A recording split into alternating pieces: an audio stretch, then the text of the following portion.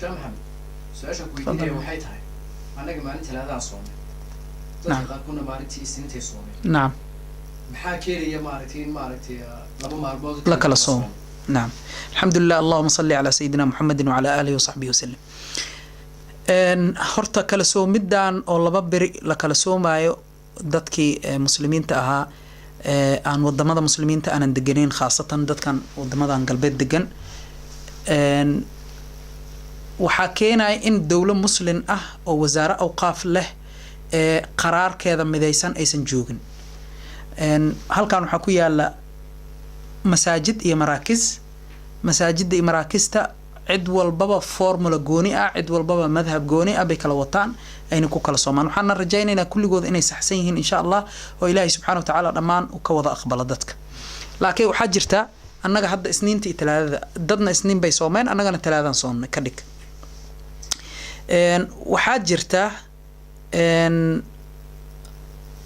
dadna waxay ku soomaan aqrabul bilaad hadda annaga Marookaano ah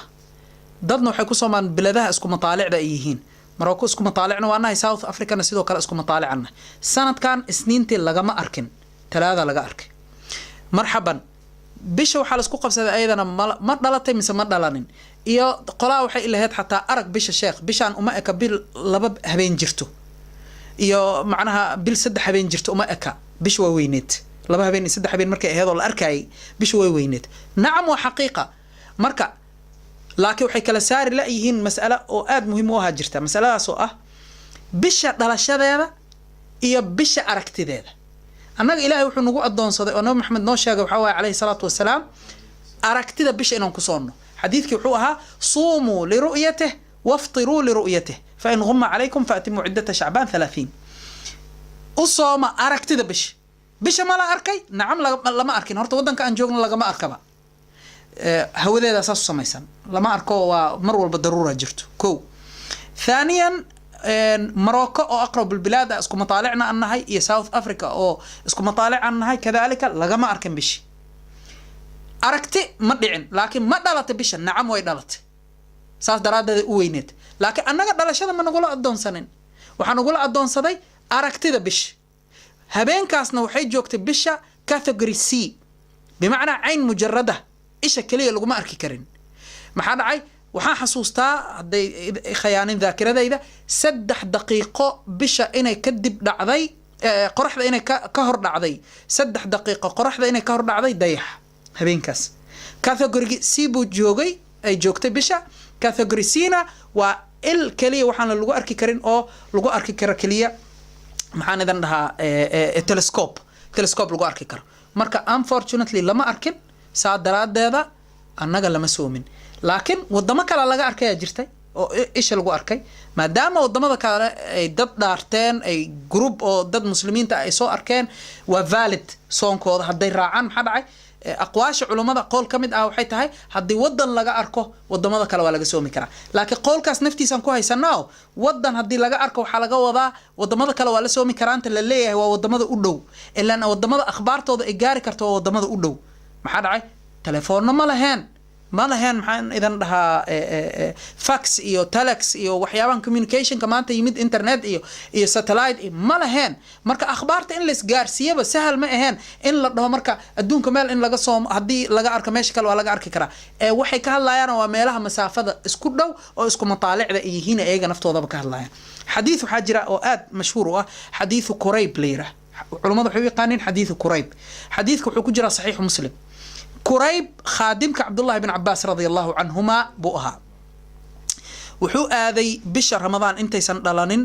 ayuu adeeg wuxuu aaday Sham Dimashq adeegii asagoo jiro ayaa bisha Ramadaan ku dhalatay bisha Ramadaan markay ku dhalatay soo safray wuxuu yimid Makka Xijaaz iyo Sham inta isku jirtan waan la soconaa maanta diyuurada 2 saacadood ama 3 saacadood ay u socotaa saas uma kala fogo waliba sida hadda annaga aan u kala fognahay wadamadeena ama Middle East sida annaga hadda u kala fognahay xataa uma kala fogeen laakiin fiirso waxa cajiib ah Abdullah ibn Abbas markuu soo noqday Qurayb ayuu waraystay wuxuu dhahay Quraybow bisha goormaad aragteen oo soonteen xadiiska saxiix muslim ku jira hilmaamina bisha goormaad aragteen oo soonteen wuxuu yiri maalin jimcaan aragnay wuxuu yidhi adi ma aragtay haa ani waa arkay jamaacatu lmuslimiinna way arkeen wa amara mucaawiya bisiyaamihi mucaawiyana wuxuu dad ku amray in la soomo maadaama markaas isaga khilaafada uu haayey oo isaga amiirka ahaa markaas wuxuu yidhi walaakina ra'aynaahu yowma asabt annaga laakiin waxaan aragnay maalin sabti ah falaa nazaalu nasuumu yowma asabt annaga kama zuulayno inaan soonno sabti oon tirsanno macnaha maalin sabti inaan kow dhahno jimco kow ma dhahayno markaasuu yidhi walaakin muslimiinta jamaacadooda arkeen mucaawiya oo khaliifatulmuslimiin ana wuxuu ku amray in la soomee